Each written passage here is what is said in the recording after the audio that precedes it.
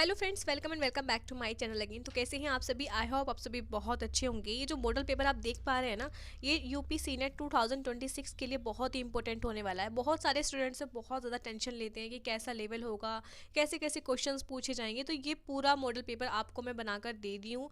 ये model paper आपको इसकी PDF मेरे टेलीग्राम चैनल पर मिल जाएगी। वो टेलीग्राम चैनल का लिंक आपको मेरे बायो में मिल जाएगा, वहाँ जाकर ज्वाइन कर लीजिए। मैं आपको ये PDF वहाँ पर प्रोवाइड कर दूंगी। यहाँ पर क्वेश्चन प्रैक्टिस कर लेते हैं। यहाँ पर पूरे के पूरे 120 क्वेश्चंस हैं। ठीक है, यहाँ पर पूरे के पूरे 120 क्वेश्चंस हैं, जैसे कि हमारे एग्जाम में पूछे जाते हैं 24 biology, 24 chemistry, 24 physics and 24 nursing aptitude and 24 आपके इंग्लिश ग्रामर।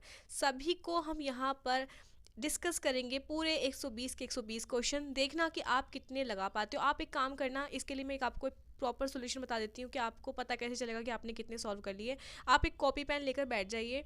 जो क्वेश्चन आपका राइट होता रहे उस पर आप क्लिक राइट का निशान लगा देना। मतलब 1 से लेकर 120 तक आप नंबरिंग लिखना, फिर उसके बाद राइट लगाते चले जाना, और जो गलत हो वहाँ गलत लगा देना। फिर उसके बाद देखना कि आपके कितने मार्क्स बैठ रहे हैं। ठीक है, कितने आप करेक्ट कर पाए हो। तो यहाँ पर हम क्वेश्चन स्टार्ट करते हैं। ज़्यादा हम क्लियर नहीं करेंगे, सिर्फ मैं राइट ऑप्शन ही यहाँ पर बता पाऊँगी, क्योंकि बहुत बड़ा वीडियो हो जाएगा। 120 क्वेश्चन हैं, तो इसलिए हम सिर्फ और सिर्फ जो मेन बातें होंगी बस वही हम डिस्कस करेंगे। ठीक है, सबसे पहले बात की जाए कि कोशिका का पावर हाउस किसे कहा जाता है। बहुत ही मोस्ट इंपॉर्टेंट क्वेश्चन है, और आपको इसका राइट ऑप्शन भी पता होगा, माइटोकॉन्ड्रिया। ठीक है, आप ये मत सोचना कि बार बार इसी को पढ़ाते रहते हैं सभी। तो ये एक ऐसा क्वेश्चन है जो कोई भी आपसे पूछ सकता है, और एग्जाम के नज़रिए से भी बहुत ज़्यादा इंपॉर्टेंट है।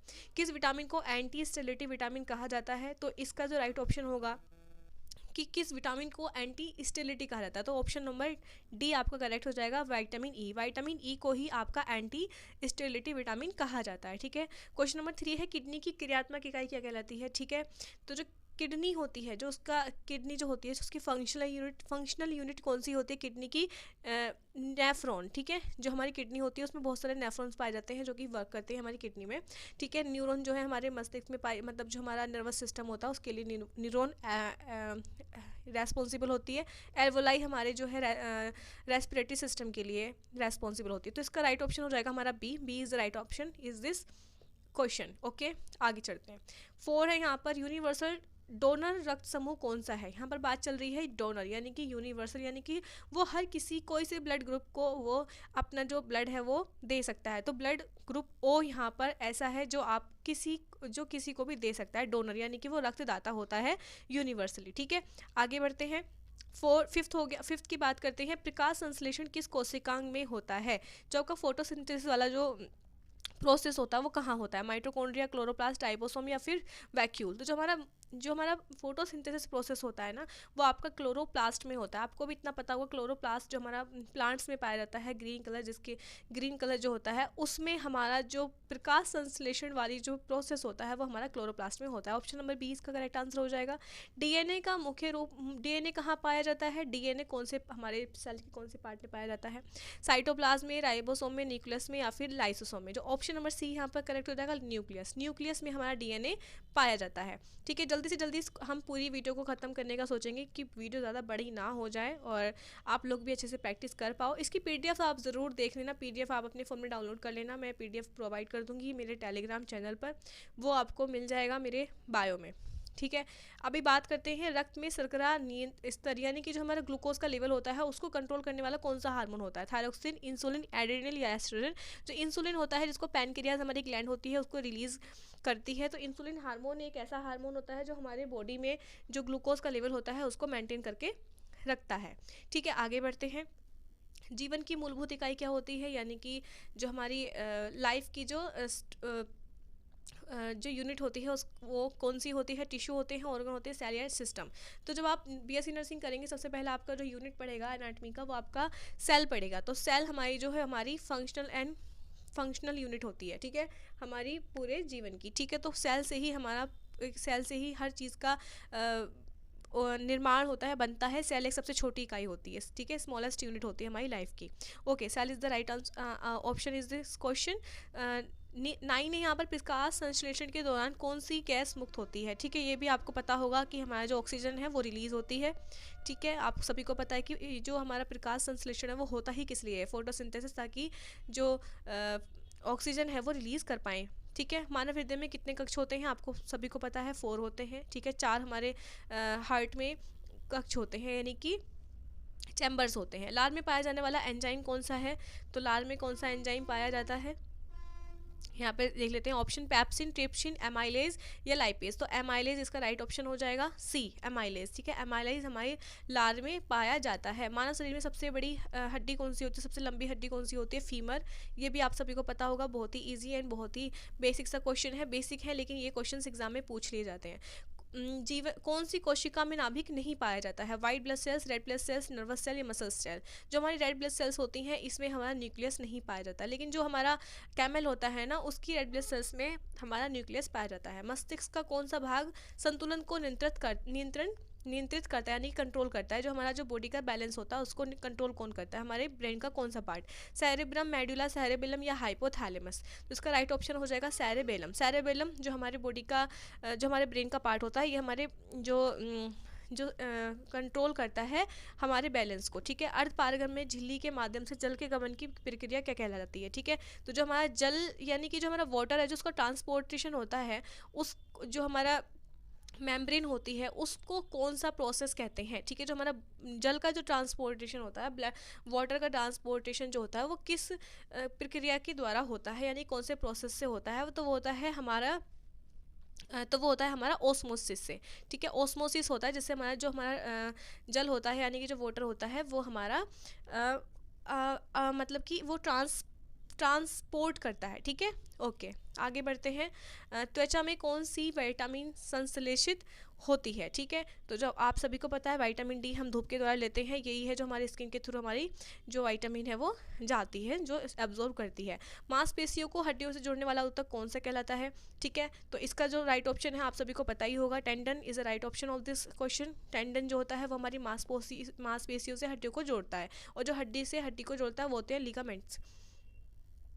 ओके, मादा में निषेचन का स्थान कौन सा है, ठीक है। मानव मादा में निषेचन का स्थान कौन सा है, जहाँ पर जो हमारा जो फीटस होता है वो वहाँ पर निषेचन यानी कि वो फर्टिलाइज होता है। तो वो कौन सा हमारा पार्ट होता है मानव में, जो हमारी फीमेल्स होती हैं, फिलोपियन ट्यूब, ठीक है। फिलोपियन ट्यूब में वो उसका जो है वो जो फीटस है वो बनता है, ठीक है। बनता नहीं मतलब उसका जो निर्माण होना स्टार्ट हो जाता है, ठीक है, लेकिन वो यूट्रस में जाकर अपना बड़ा होता है, ग्रोथ करता है। रक्त का थक्का जमाने वाला कौन सी कोशिकाएं सहायक होती हैं, तो प्लेटलेट्स, ठीक है, ये भी आपको पता ही होगा।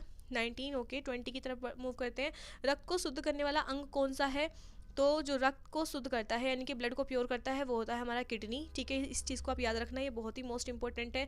इससे हमारा यूरिन का जो फॉर्मेशन है वो भी होता है, और हमारा जो ब्लड होता है उसको भी ये प्योर करता है। ओके, 21 है यहाँ पर। तंत्र की संरचनात्मक और क्रियात्मक इकाई कौन सी होती है, फंक्शनल और आपका स्ट्रक्चरल। तो वो हमारी जो है तंत्रिका तंत्र यानी कि हमारे नर्वस सिस्टम की जो संरचनात्मक और क्रियात्मक इकाई है वो हमारे न्यूरॉन्स होते हैं, ठीक है। ऑप्शन नंबर ए यहाँ पर करेक्ट हो जाएगा। बहुत ही इंपॉर्टेंट क्वेश्चन है, इन क्वेश्चंस को हल्के में मत लेना, और प्लीज़ चैनल को सब्सक्राइब ज़रूर कर दो।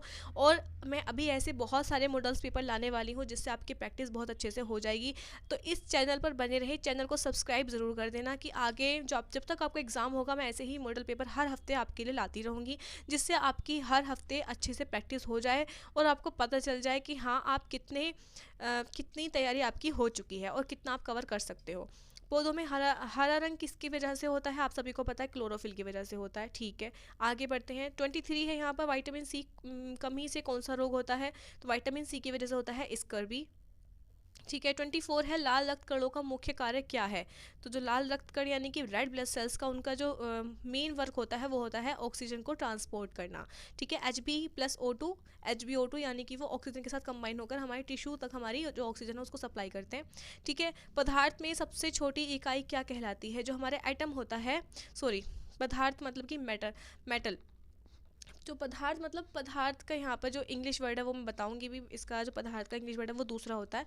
तो उसमें जो आपका सबसे छोटी इकाई होती है वो क्या कहलाती है, ठीक है, तो उसे हम कहते हैं एटम, ठीक है। एटम हमारा परमाणु यानी कि परमाणु सबसे छोटी इकाई होती है हमारे किसी भी पदार्थ की। ओके, जल का रासायनिक सूत्र क्या है, आपको पता ही है, H2O। कौन सी गैस दहन में सहायक होती है, दहन के मतलब होता है आग जलना, ठीक है, तो वो कौन सी ऐसी गैस होती है, तो यहाँ पर जो नाइट्रोजन, हाइड्रोजन, ऑक्सीजन या कार्बन डाइऑक्साइड। तो सी ऑप्शन यहाँ पर करेक्ट हो जाएगा। ऑक्सीजन जो होती है वो हमारी दहन के लिए आवश्यक होती है, ठीक है, सहायक होती है यानी कि हेल्पफुल होती है। अम्ल का स्वाद कैसा होता है? अम्ल यानी कि एसिड, एसिड का स्वाद कैसा होता है यानी कि उसका टेस्ट कैसा होता है? उसका टेस्ट होता है वो थोड़ा सा सोर होता है यानी कि खट्टा, खट्टा ही तो होता है। जो हमारे जो अम्ल होते हैं ये यानी कि आपका सिट्रिक एसिड हो गया या फिर आपका HCl हो गया, इनका जो टेस्ट होता है थोड़ा सा वो खट्टा होता है, ठीक है, काफ़ी खट्टा होता है, थोड़ा सा नहीं होता। इस सोडियम क्लोराइड का सामान्य नाम क्या है? अब आपको भी पता है सोडियम क्लोराइड जिसको हम NaCl कहते हैं, NaCl। तो NaCl जो है उसका जो वो किसका नाम है? आपको पता है किसका नाम है वो? NaCl, NaCl होता है हमारा कॉमन सॉल्ट, ठीक है। ये भी बहुत मोस्ट इंपॉर्टेंट क्वेश्चन है और इसका राइट ऑप्शन हो जाएगा option number C, common salt, ठीक है। ये कॉमन सॉल्ट यानी कि साधारण नमक, ये आपसे कोई भी पूछ सकता है, इसको आप प्लीज़ याद रखना। पीएच स्केल का मान कितना होता है? आपको ही पता है 0 से लेकर 7 तक, नहीं एक मिनट जरा तो, जीरो सॉरी एक मिनट 0 से लेकर 14 तक हमारा जो पीएच का जो लेवल होता है ये होता है। 7 जो होता है ये बीच का होता है, मिडल जिसे हम उदासीन कहते हैं। तो यहाँ पर ये जो वाटर का जो पीएच स्केल में जो वाटर का जो मान होता है वो होता है 7, ओके। 0 से लेकर 14 तक हमारा जो पीएच स्केल का पैमाना होता है वो स्केल होता है, ठीक है। कौन सा पदार्थ क्षार होता है? बेस इसमें से कौन सा है? HCl या नहीं है तो एसिड है, H2SO4, HNO3 या NaOH। तो हाइड्रो ऑक्साइड से हम क्षार कहते हैं, बेस कहते हैं। तो NaOH यानी कि सोडियम हाइड्रो ऑक्साइड, तो ये होता है क्षार यानी कि base, okay. Option number B यहाँ पर करेक्ट हो जाएगा।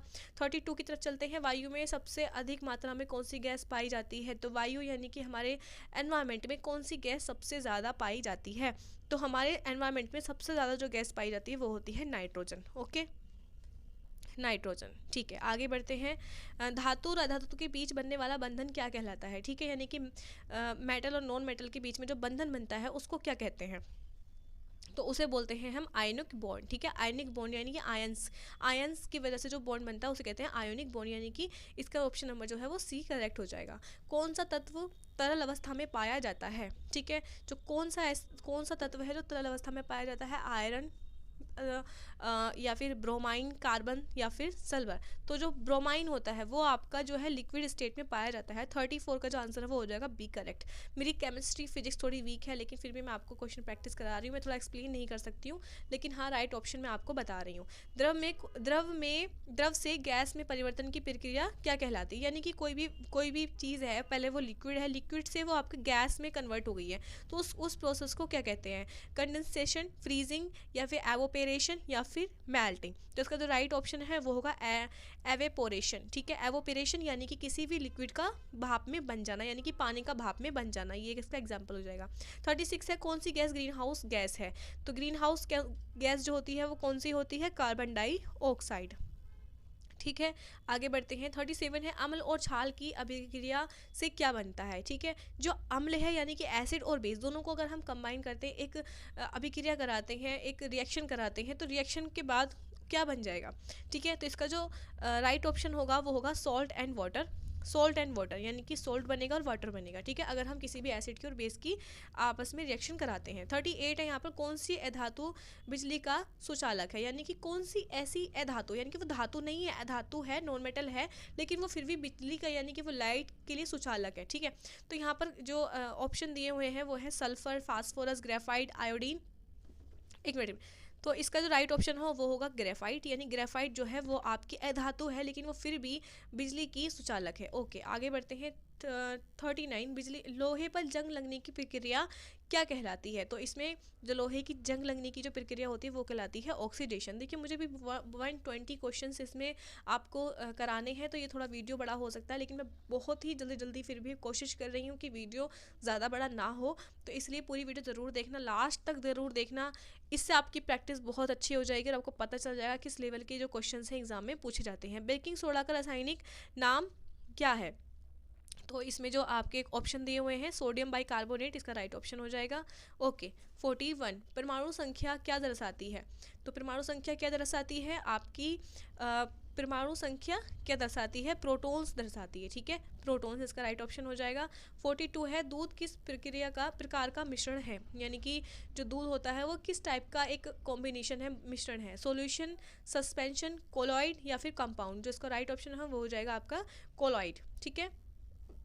मैं यहाँ पर समझाने बैठूंगी तो बहुत टाइम लग जाएगा, इसलिए मैं इसको समझा नहीं सकती। कौन सा अम्ल पेट में पाया जाता है, यानी कि जो हमारा स्टमक होता है, कौन सा एसिड है जो ऑलरेडी हमारे स्टमक में होता है। तो हाइड्रोक्लोराइड एसिड, यानी कि एसिड जो हमारी जो इनर वॉल्स होती हैं हमारे स्टमक की, वो रिलीज़ करती रहती हैं हर टाइम, HCl। तो ये हमारे स्टमक में पाया जाता है। जल का क्वथनांक कितना होता है, ठीक है। एक बॉइलिंग पॉइंट जो है हमारा वो कितना होता है हमारे वाटर का, तो वो 100 डिग्री सेल्सियस होता है, ठीक है। 45 है, कौन सा तत्व सबसे हल्का होता है, ठीक है। सबसे हल्का तत्व, ठीक है। तो इसमें कौन सा सबसे हल्का होता है, हाइड्रोजन। हाइड्रोजन बहुत ही लाइटेस्ट वेट होता है, ठीक है। ओके, कौन सा पदार्थ सबसे खट्टा होता है, खट्टा कौन सा होता है, आपके एसिड्स होते हैं खट्टे, ठीक है, acid. Okay.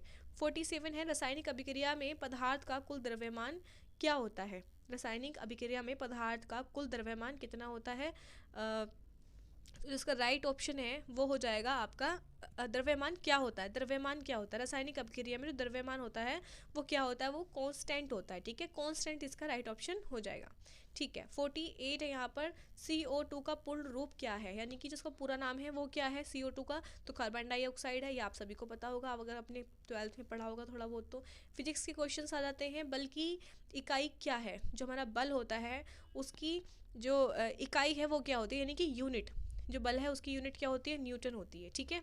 Option number B यहाँ पर ठीक हो जाएगा, करेक्ट हो जाएगा। 50 है, कार्य का SI मात्रक क्या होता है, यानी कि कार्य यानी कि वर्क, ठीक है। तो उसका जो SI मात्रक होता है वो होता है जूल, ठीक है। ये आपने अगर फिजिक्स में पढ़ा होगा या हल्का फुल्का तो भी आपको याद होगा। गति यानी कि स्पीड की जो SI मात्रक होती है वो क्या होती है, तो स्पीड को हम किस में काउंट करते हैं, मीटर पर सेकेंड। तो मीटर पर सेकंड, ऑप्शन नंबर ए ठीक हो जाएगा यहाँ पर, ऑप्शन नंबर ए। प्रकाश की गति किस माध्यम में सबसे अधिक होती है, जो प्रकाश की जो गति होती है यानी कि जो हमारी लाइट होती है उसकी गति किस माध्यम में सबसे ज़्यादा होती है, तो वैक्यूम जो होता है उसमें सबसे ज़्यादा लाइट हमारी जो है वो बहुत दूर तक जा सकती है, गति होती है, स्पीड होती है। ध्वनि किस माध्यम में सबसे तेज होती है, ठीक है। ध्वनि यानी कि साउंड, तो वो साउंड जो है वो किस माध्यम में, सॉलिड में, ठीक है। सॉलिड में यानी कि लिक्विड है, पानी में आप आवाज़ मारोगे वो बहुत देर तक, बहुत दूर तक नहीं जाएगी, नहीं गैस में जाएगी, नहीं वैक्यूम में, तो सॉलिड में सबसे ज़्यादा तेज़ होती है। विद्युत धारा की SI जो मात्रक है विद्युत धारा की वो क्या होती है, ठीक है। तो विद्युत धारा का SI मात्रक क्या होता है, इसमें कुछ ऑप्शंस दिए हुए हैं। तो एम्पायर जो होता है विद्युत धारा का सबसे ज़्यादा SI मात्रक होता है, ठीक है। SI मात्रक, SI यूनिट जिसे कहते हैं। कौन सा दर्पण पीछे की वस्तु की सीधी और छोटी छवि बनाता है, ठीक है। इसका ऑप्शन नंबर 55 है। तो इसका जो पीछे की जो वस्तु होती है उसकी जो शेडो होती है, जो उसकी शेडो होती है तो उसकी छोटी बनाता है और सीधी बनाता है, तो उसे हम कहेंगे कॉन्वेक्स मिरर, ठीक है, कॉन्वेक्स मिरर। ओके। तापमान मापने का यंत्र क्या कहलाता है, तो इसको आपको पता ही है, थर्मामीटर। या पूरी PDF आप देख लेना, पूरी PDF आपको मेरे टेलीग्राम चैनल पर मिल जाएगी, बहुत सारे क्वेश्चंस हैं, ठीक है। दाब का SI मात्रक क्या होता है, कौन सा उपकरण विद्युत धारा को मापने के लिए प्रयोग किया जाता है, सभी का आपका विद सॉल्यूशन, यानी कि मैं पूरी इसकी आंसर की भी उसमें अपलोड करूँगी। आंसर की के साथ आप सारे क्वेश्चन देख लेना।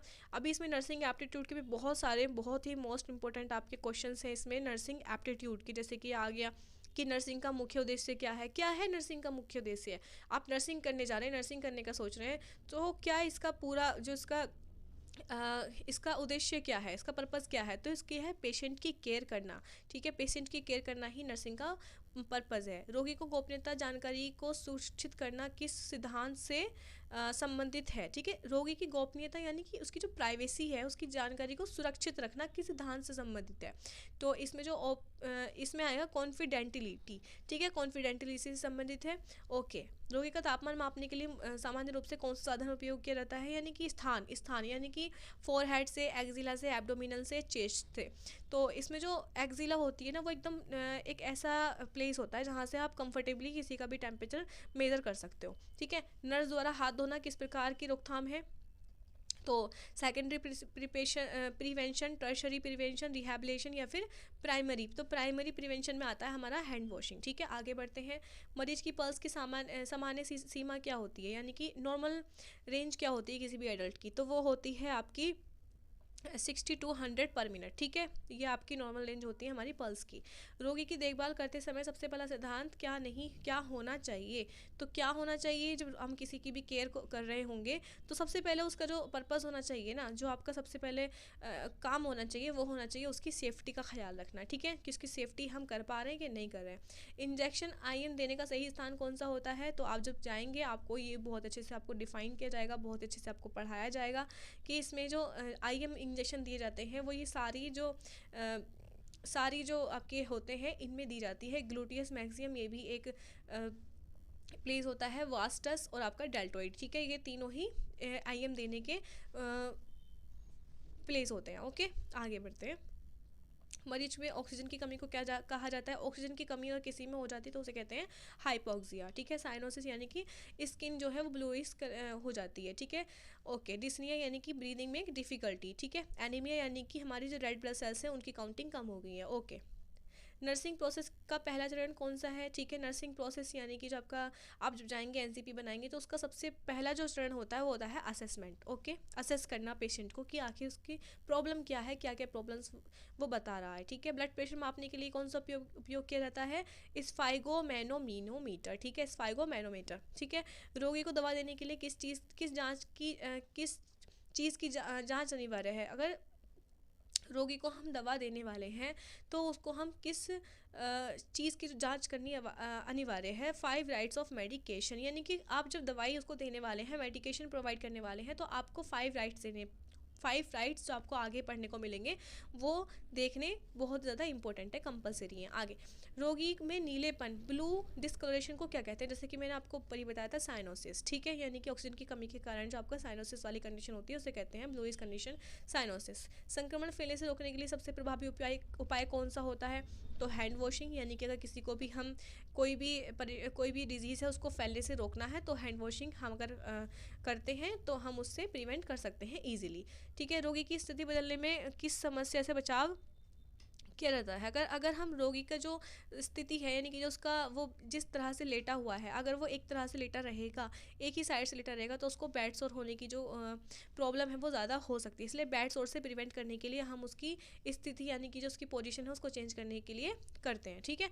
IV फ्लूइड देने का मुख्य उद्देश्य क्या है, IV फ्लूइड देने का मुख्य उद्देश्य क्या है, मेंटेन फ्लूइड इम्बैलेंस, ठीक है, बैलेंस, ठीक है, जो उसका फ्लूइड बैलेंस है उसको मेंटेन करके रखना है, ठीक है। ओके, रोगी की नाड़ी कहाँ से सबसे सामान्य रूप से जांची जाती है, तो जो आपकी नाड़ी मतलब कि उसकी जो पल्स है वो कैसे हम नाप सकते हैं, कौन सी पल्स है इजीली, तो रेडियल जो पल्स होती है उससे, ठीक है। बहुत सारे क्वेश्चन है इसमें, मैं आपको बहुत सारे क्वेश्चन हैं जो करा रही हूँ, लेकिन कुछ क्वेश्चंस अगर आपको समझ में नहीं आते तो आप मुझे कमेंट कर देना, बाकी तो आप समझ ही जाएंगे। SOP में ए का किससे दर्शाता है, असेसमेंट को। रोगी के शरीर में अपशिष्ट पदार्थ बाहर निकालने की प्रक्रिया क्या कहलाती है, यानी कि जो वेस्ट मटेरियल होते हैं उनको क्या कहते हैं, एलिमिनेशन, ठीक है। ऑप्शन नंबर बी यहाँ पर करेक्ट हो जाएगा। नर्सिंग एथिक्स में जस्टिस का क्या अर्थ है, ठीक है, तो इक्वल ट्रीटमेंट, यानी कि सभी को बराबर का अधिकार है, इक्वल ट्रीटमेंट का अधिकार है, ये होता है जस्टिस, ठीक है। वहाँ पर कोई आपको पूरी ज़मीन नाम नहीं करानी, वहाँ पर आपको सिर्फ ट्रीटमेंट की बात चल रही है। रोगी की अत्यधिक चिंता में इस स्थिति को क्या कहते हैं, ठीक है, एंजाइटी, डिप्रेशन या फिर फोबिया, स्ट्रेस। तो एंजाइटी होती है, पेशेंट को एंजाइटी हो जाती है, ठीक है।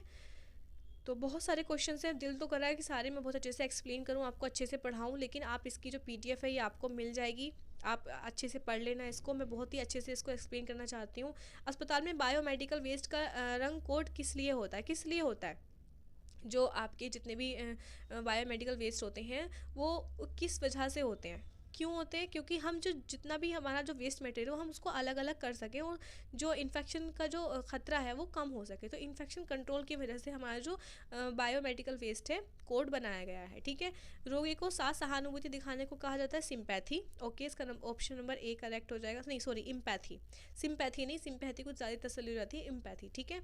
नर्सिंग में वाइटल साइन में कौन शामिल नहीं है, ठीक है, मैंने आपको वाइटल साइन वाली यूनिट पढ़ाई है पूरी, तो उसमें कौन सा ऐसा वाइटल है जो उसमें शामिल नहीं है, ऐड नहीं है, टेम्परेचर है, पल्स है, रेस्पिरेशन है, ब्लड ग्रुप शामिल नहीं है, तो ऑप्शन नंबर डी यहाँ पर करेक्ट हो जाएगा। ग्रामर की बात करते हैं, ठीक है। ही टू स्कूल एवरी डे, यहाँ पर आपको सही जो ऑप्शन है वो करेक्ट करना है। गो, यही go to school every day, he goes to, he going to, he gone to. तो ऑप्शन नंबर जो बी है गोज़, गोज़ इसमें जो है ऑप्शन नंबर बी करेक्ट होता है। कैसे होगा वो आपको आगे इस चैनल पर बने रहिए, चैनल को सब्सक्राइब करके चलिए, आपको सब कुछ समझ में आ जाएगा। शी इज़ ऑनेस्ट गर्ल, तो कौन सा इसमें आर्टिकल होगा, इसमें कौन सा आर्टिकल आपका ऐड होगा, शी इज़ ऑनेस्ट, यानी कि इसमें जो आवाज़ निकल रही है वो आ की निकल रही है, ऑनेस्ट, तो यहाँ पर जो है एन यहाँ पर ऐड हो जाएगा। ठीक है, आपको पता ही है कि आ ऊ की जब आवाज़ निकलती है तो वहाँ पर हम एन यूज़ करते हैं, और जहाँ पर व्यंजन होते हैं जो आपके, वहाँ पर हम ए यूज़ करते हैं। I have been living here 2020, ठीक है, मैं यहाँ पर रह रहा हूँ 2020 से, तो यहाँ पर कौन सी प्रिपरेशन, कौन सी प्रीपोजिशन यहाँ पर यूज़ होगी, यहाँ पर होगी सिंस। ठीक है, 2020 से मैं रह रहा हूँ, लेकिन एग्जैक्ट टाइम नहीं बताया, पर यहाँ पर सन बताई है, तो यहाँ पर सिंस लग जाएगा। एग्जैक्ट टाइम बताता है कि उतने बजे से, इतने टाइम से, इतने शाम के वजह से, तो यहाँ पर हम फोर लगाते हैं। ठीक है, okay. He is taller, he is brother, मतलब वह लंबा है अपने भाई से, तो यहाँ पर हम किसकी तुलना कर रहे हैं, कंपैरिजन कर रहे हैं। कंपैरिजन के लिए आपको पता ही है कि हम दैन यूज़ करते हैं। ठीक है, दैन, ये वाला दैन, ऊपर वाला दैन। ठीक है, ए, ऑप्शन नंबर ए यहाँ पर करेक्ट हो जाएगा। Ram did not come, he was ill, वह राम नहीं आ पाया क्योंकि वो बीमार था। ठीक है, तो यहाँ पर कौन सा कंजक्शन लगेगा, बिकॉज, क्योंकि, क्योंकि वह बीमार था, तो बी यहाँ पर करेक्ट ऑप्शन हो जाएगा। ठीक है, 102। ठीक है, शी कैन स्पीक इंग्लिश, वह जो है इंग्लिश बोल सकती है, तो यहाँ पर कौन सी जो इसकी करेक्ट स्पेलिंग है वो कौन सी है, तो जो इसकी करेक्ट स्पेलिंग है, अब यहाँ पर लिखा है फ्लुएंटली, तो आप इसको कोई सी भी लगा सकते हो, लेकिन अगर आपने ठीक से पढ़ा होगा तो फ्लुएंटली की स्पेलिंग करेक्ट ये होती है, फ्लुएंटली। ठीक है, okay. They finished their work, वो अपना जो काम है वो पूरा कर चुके हैं, तो यहाँ पर कौन सी जो टेंस, कौन सा टेंस है, यहाँ पर वो कर चुके हैं, पास्ट में वो कर चुके हैं, तो यहाँ पर जो आपकी दे है तो दे के साथ लग जाएगा हैव। ठीक है, ऑप्शन नंबर बी यहाँ पर करेक्ट हो जाएगा। ऑनेस्ट का सिनोनिम क्या है, ठीक है, ऑनेस्ट है, ऑनेस्ट का एंग्री नहीं हो सकता, लेजी नहीं हो सकता, क्लेवर नहीं हो सकता, ऑनेस्ट है तो ट्रूथफुल यहाँ का इसका सिनोनिम्स हो जाएगा। ठीक है, क्वेश्चन नंबर 105 है, बिगिन का एंटोनिम क्या है, बिगिन मतलब शुरुआत करना, तो बिगिन, स्टार्ट, ओपन, क्रिएट, ये सभी कुछ हमारे बिगिन के सिनोनिम्स हैं, एंटोनिम्स नहीं है। एंटोनिम्स होगा इसका ऑप्शन नंबर सी, एंड। ठीक है, okay. One who can not read and right, वो जो ना पढ़ सकता है ना ही लिख सकता है, उसके लिए एक वन वर्ड बताओ, तो वो होगा इलिटरेट, यानी कि अनपढ़। ठीक है, 7 है the book on the table, जो बुक है वो टेबल पर रखी हुई है, एक बुक है ना, एक बुक रखी हुई है ना टेबल पर, तो यहाँ पर आएगा इज़। ठीक है, प्रेजेंट का है तो इज़ आएगा। She said I am tired, इसका इनडायरेक्ट में बता दो। ठीक है, उसने कहा कि मैं थका हूँ, इसे इनडायरेक्ट में कन्वर्ट करना है, तो इसका जो राइट ऑप्शन है, she said that she was tired, उसने कहा कि हाँ वह थकी हुई थी। ठीक है, तो यहाँ पर ऑप्शन नंबर बी यहाँ पर करेक्ट हो जाएगा। सब कुछ पढ़ा दूंगी आपको, बस इस चैनल से कनेक्टेड रहना है, मैं आपको सभी कुछ एग्जांपल्स के साथ पढ़ा दूंगी, इंग्लिश ग्रामर भी पढ़ा दूंगी, नर्सिंग एप्टीट्यूड भी आपको सब कुछ यहाँ पर मिल जाएगा। He runs very, very very, फिर उसके बाद एडवर्ब्स, मतलब उसकी जो उसने वो किस तरह से भागा वो आपको ऐड करना, फास्ट, फास्टर, फास्टेड है स्पीड, तो फास्ट आएगा यहाँ पर। He runs very fast. ठीक है, फास्टर यहाँ पर जब किसी की कंपैरिजन की जाती है, फास्टेस्ट यानी कि सुपरलेटिव डिग्री है, स्पीड यहाँ पर कोई मतलब नहीं है स्पीड का। डोंट मेक नॉइज, शोर मत मचाओ, तो यह किस प्रकार का सेंटेंस है। ठीक है, तो ये है डोंट मेक, जो कि जिसकी स्टार्टिंग डोंट से, लेट से स्टार्ट होती है, तो वो होते हैं हमारे इम्पेरेटिव सेंटेंस। ओके, ठीक है। ऑलवेज स्पीक द, ये इसमें क्या ऐड होगा, ट्रुथ, कि हमें हमेशा सच बोलना चाहिए, ये आपने पहले ही पढ़ा होगा। She is a MBA student, तो यहाँ पर आ ही लगेगा, एन MBA। हाँ, अब इसको समझा देती हूँ। MBA देखने में एम सोचोगे कि हाँ ठीक है ए लगा देते हैं, लेकिन नहीं, एम, तो एम ऐसे बोला जाता है, तो एम के साथ क्या लगेगा, एन। ठीक है, ठीक है, ओके। चाइल्ड का प्लूरल क्या होता है, चाइल्ड का प्लूरल क्या होता है, चिल्ड्रंस होता है। ठीक है, आपको पता होगा चिल्ड्रन होता है, चिल्ड्रंस नहीं चिल्ड्रन होता है, ऑप्शन नंबर सी यहाँ पर करेक्ट हो जाएगा। She was punished his mistake. ठीक है, इसमें ऑप्शन नंबर सी जो है 4, यानी कि उसने उसकी मिस्टेक की वजह से उसको मतलब पनिश किया। ओके, हैप्पी का एंटोनिम क्या होगा, जाहिर है सैड होगा। Okay okay okay okay. A person who rights poems, एक पर्सन जो पोएम लिखता है तो उसे बोलते हैं पोएट। ओके, नाइदर राम नोर श्याम प्रेजेंट टुडे, ना तो राम ना ही श्याम दोनों कोई भी प्रेजेंट नहीं था, तो यहाँ पर अगर यहाँ पर ये कौन सा सेंटेंस हो गया, पास्ट का, तो यहाँ पर जो ऑप्शन होगा ऑप्शन जो होगा इसका वो हो जाएगा इज़। ठीक है, अब इसमें इसमें ये चीज़ आपको समझनी पड़ेगी, इसके लिए आप अच्छे से क्लास ले लेना। इसमें आपका इज़ आएगा, इसमें जो आपका वर्ब लगती है वो एक के लिए ही लगती है, ना कि इन दोनों के लिए लगेगी, नहीं एक के लिए ही लगेगी। ठीक है, okay. She is afraid dogs, वह डॉग से डरती है। तो इसमें कि कौन सी प्रीपोजिशन आएगी, फ्रॉम डॉग नहीं, विद डॉग डॉग साथ, डॉग के साथ नहीं, बाय डॉग के द्वारा नहीं, ऑफ डॉग से, ऑफ डॉग्स। ठीक है, अफ्रेड डरने के बाद ये आएगा। वेरी टायर्ड के लिए शब्द वन वर्ड यूज़ किया रहेगा, वर्ड वेरी टायर्ड यानी कि थका हुआ है, तो एक्सुएटेड।